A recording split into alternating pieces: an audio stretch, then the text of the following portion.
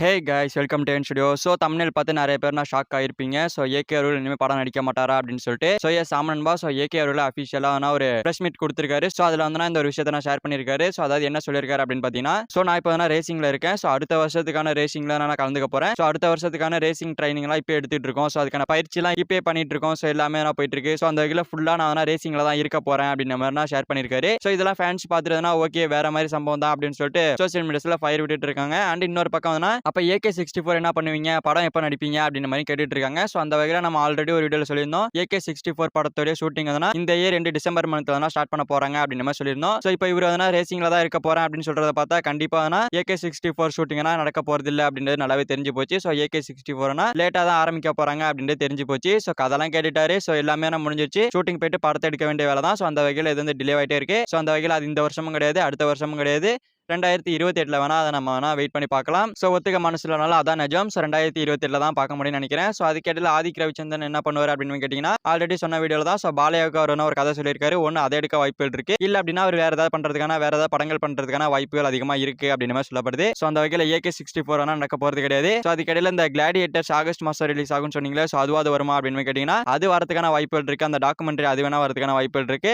And அதுக்கப்புறமா வேற எதுவும் வரதுக்கான வாய்ப்புகள் கிடையாது. ஸோ அந்த வகையில் விஜய் எப்படி சினிமா குவிக் பண்ணாரோ அதே மாதிரி அஜித் அவர்கள் சினிமாவை குவிக் பண்ணிட்டு ரேசிங்க்கு போயிட்டாரு. ஸோ ரேசிங்ல தான் இருக்க போறாரு இன்னும் 2 வருஷத்துக்கு. ஸோ அதெல்லாம் முடிச்சுட்டு தான் சினிமாக்கு வராரு. அதுவும் வருவாரா இல்ல ரேசிங்ல ஃபுல்லாவே இருந்துருவாரா அப்படின்ற டவுட்டும் இருக்குது. ஸோ பாப்போம் என்ன நடக்குது அப்படின்னு சொல்லிட்டு. பட் ஆனால் இப்போதைக்கு நம்ம ஏகே அவர்கள்னா படம் நடிக்க போறது கிடையாது. ஸோ AK-64 அப்டேட்டும் வர போறது கிடையாது. ஸோ யாரும் வெயிட் பண்ணாதீங்க. ஓகே ஃப்ரெண்ட்ஸ், நம்ம ஏகே அவர்கள் ரீசெண்டா ஒரு பிரஸ் மீட்ல நான் ஃபுல்லா ரேசிங்ல தான் இருக்க போறேன் அப்படின்ற மாதிரி நான் சொல்லியிருக்காரு. ஸோ இதை பத்தி உங்களை பிடிச்ச கமெண்ட்ல சொல்லுங்க. ஸோ இந்த வீடியோ பிடிச்சிருந்தா லைக் பண்ணிட்டு நம்ம சேனல் சப்ஸ்கிரைப் பண்ணி சப்போர்ட் பண்ணுங்க. ஓகே, தேங்க்யூ ஃபார் வாட்சிங். அடுத்த வீடியோல பார்க்கலாம். தேங்க்யூ.